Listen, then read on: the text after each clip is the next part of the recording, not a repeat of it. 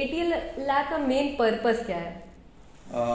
ATL lab actually मैं इसको थोड़ा सा डिटेल्स करना चाहूँगा कि ATL stand for Atal tinkering lab.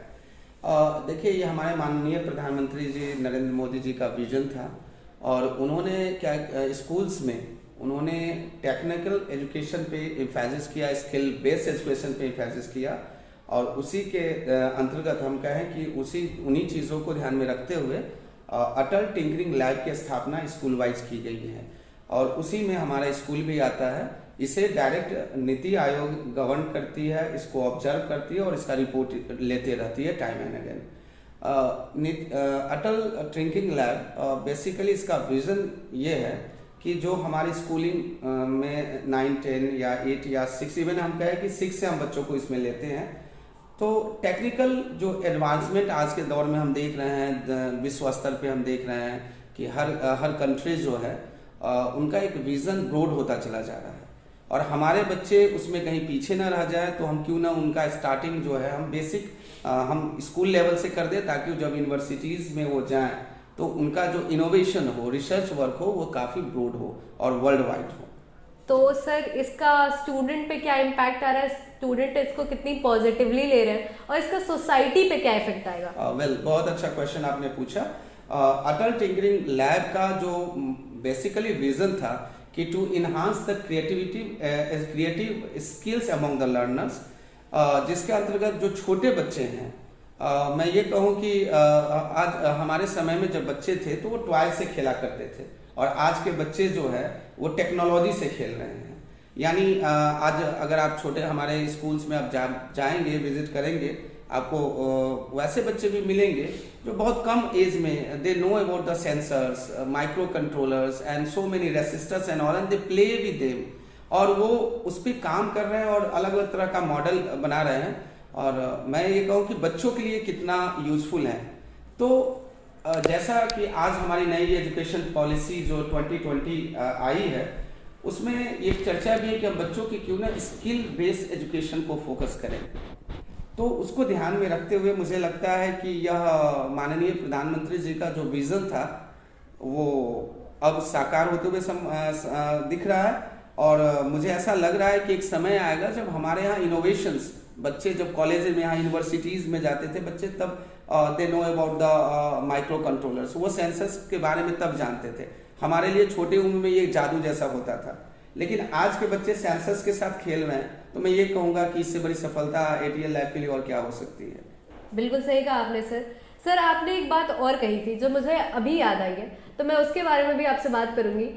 कहा जाता है कि बच्चों को आजकल जो गार्जियन है ना, वो पढ़ाई पे फोकस करते हैं, पर्सनालिटी डेवलपमेंट पे नहीं करते हैं।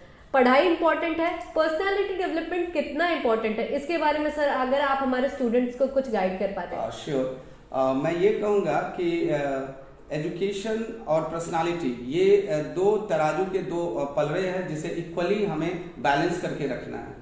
अगर आप आज देख ले, आज जहां हम वर्ल्ड वाइड परफॉर्मेंस की बात कर रहे हैं, ग्लोबलाइजेशन की बात कर रहे हैं, बेसिकली जिस रीजन से मैं बिलोंग करता हूं, मैं ये कहूँगा कि हमारे बिहार के बच्चे they are very much efficient, वो बहुत अच्छा जानते हैं, उनका skill, mathematical skill, scientific skill, they are up to the level, लेकिन जो पीछे हैं वो है उनका पर्सनालिटी डेवलपमेंट। तो डेफिनेटली पर्सनालिटी पे तो हमें काम करना ही चाहिए और मैं ये कहूँगा कि इसकी शुरुआत हमें घर से करनी चाहिए और school should play an important role and should focus equally like results and all. जिस तरह से हम रिजल्ट की बात करते हैं, तो मैं ये कहूँगा शायद नई एजुकेशन पॉलिसी में इसकी चर्चा भी की गई है कि बच्चों को हम पर्सनालिटी पर भी उनको रिमार्क्स दें, उनकी ग्रेडिंग करें, उनकी स्केलिंग करें। तो मुझे लगता है इसको बराबर रूप से काम करने की जरूरत है। Okay sir, thank you sir. Sir एक बात और, जैसे कि मैं आपके रिसर्च लैब को विजिट कर रही थी, तो वहाँ आपके एक स्टूडेंट ने मुझे बताया कृषि अटल मित्र के बारे में, तो सर उसके बारे में अगर आप हमें कुछ बता पाते तो।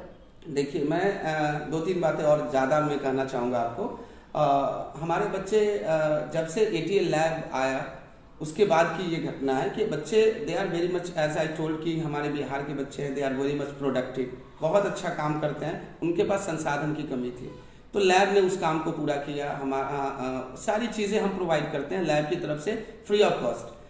तो हमारे बच्चे अभी नेशनल्स पे बहुत सारे ऐसे प्रोजेक्ट्स हैं जिससे नेशनल पे रिप्रेजेंट किया है, और नेशनल लेवल के जो साइंटिस्ट हैं, रिसर्चर हैं, उन्होंने रिकॉग्नाइज भी किया है, और हम प्रयास भी कर रहे हैं कि कुछ प्रोजेक्ट्स को पेटेंट करें भी। We are just doing in those fields. अब कृषि अटल मित्र एक प्रोजेक्ट है जो हमारे 4 बच्चों की टीम ने बनाया है, और ये वैसे चूँकि भारत एक कृषि प्रधान देश है, हम जानते हैं कि हमारे मोस्ट ऑफ द पॉपुलेशन आज भी एग्रीकल्चर पे, इवन हम ये कहें कि हमारी इकोनॉमी भी आज एग्रीकल्चर पे डिपेंड करती है। तो बहुत सारे ऐसे केसेस देखे गए हैं कि the person are unable to work physically, तो उसी को ध्यान में रखते हुए हमारे बच्चों ने एक अभी प्रोटोटाइप मॉडल ही है जिसे हमने नाम दिया है कृषि अटल मित्र। एंड चूंकि इसमें है क्या, मैं थोड़ा सा और इस पे बताना चाहूँगा कि इसमें ऑटोमेटिक सिस्टम्स इनकलकेट करने की कोशिश की गई है। अब मैं जैसे बता लूँ कि इरिगेशन है, तो हमें ये पता नहीं होता है कि whether the farm needed irrigation और नॉट, तो वहाँ हमने मॉइस्चर सेंसर्स लगा दिए। हमने वहाँ क्या किया कि मॉइस्चर सेंसर्स जैसे ही डिटेक्ट करेगा कि मॉइस्चर लेवल की कमी हो रही है as per the crop need, तो that will alarm the farmers, वो फार्मर्स को अलार्म करेंगे कि भाई आपके फील्ड में ना there is need of irrigation, तो आप इरिगेशन करो। ये भी एक है। And definitely they will work in the field of automatic switch on and switch off the motors and for the irrigation, वो खुद भी कर सकता है। एंड प्लाउजिंग का भी हमने उसमें बच्चों ने लगाया है कि भाई सेल्फ प्लाउजिंग हो। आप मनुष्य सिर्फ रिमोट या कुछ भी ऐसा, suppose sitting somewhere place in the field and वो वहाँ से ऑपरेट कर रहा है। तो बेसिकली मैं ये कहूँगा कि ये जो फिजिकली हैंडीकैप्ड लोग हैं उनके लिए काफ़ी मददगार होगा, और हम इस पर अभी काम कर रहे हैं और भी चीज़ें। और ये प्रोजेक्ट हमारा गया भी था, and national child science Congress के द्वारा इसको रिकॉग्नाइज भी किया गया। अभी हम इस पे और भी काम कर रहे हैं और इनहांस करने की कोशिश कर रहे हैं। Thank you sir. सर एक क्वेश्चन मेरा आपसे और है कि सर जैसे जहाँ साइंस इतनी तरक्की कर रहा है, जैसा कि आपने अटल मित्र के बारे में बताया, कृषि मित्र के बारे में बताया, वैसे ही एआई भी आजकल एक बहुत इंपॉर्टेंट रोल प्ले कर रहा है। तो सर जहाँ साइंस के कुछ मेरिट्स है वहीं डीमेरिट्स भी है, तो सर अगर आप उस पर भी कुछ फोकस करें तो हमारे स्टूडेंट्स को काफ़ी हेल्प होगा, क्योंकि हमारे जो यूथ है ना वो पहले मेरिट से ज़्यादा डीमेरिट्स पे अट्रैक्ट होते हैं। तो सर इसके बारे में अगर आप फोकस कर पाए तो बहुत अच्छा रहेगा। डेफिनेटली आज हम ये कहें, अगर कहना गलत नहीं होगा, कि now this is the age of artificial intelligence, और हम इसके बिना रह भी नहीं सकते हैं। देखिए, डेवलपमेंट हमारे ह्यूमन सिविलाइजेशन का एक पार्ट भी रहा है, और हम हमेशा एडवांसमेंट की बात करते हैं, तो आर्टिफिशियल इंटेलिजेंस उसी में से एक है।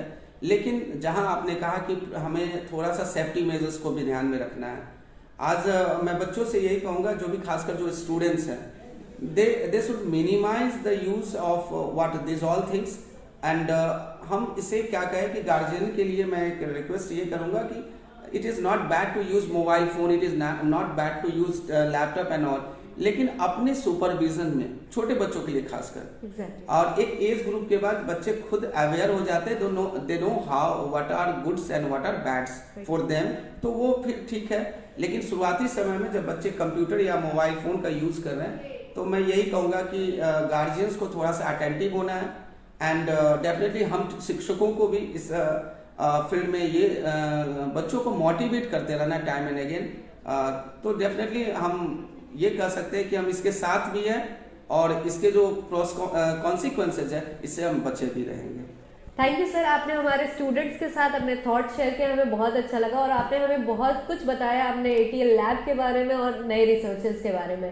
उम्मीद करेंगे आपके रिसर्चेस ऐसे ही बढ़ते रहे और हमें मौका मिले फिर से आपका इंटरव्यू करने का। Thank you. सबसे पहले तो मैं शुरू में मुझे कहना चाहिए था, आपके चैनल को बहुत बहुत धन्यवाद कि आपने हमारे स्कूल को कवरेज दिया, बच्चों को एक्सप्लोर करने का मौका दिया। एंड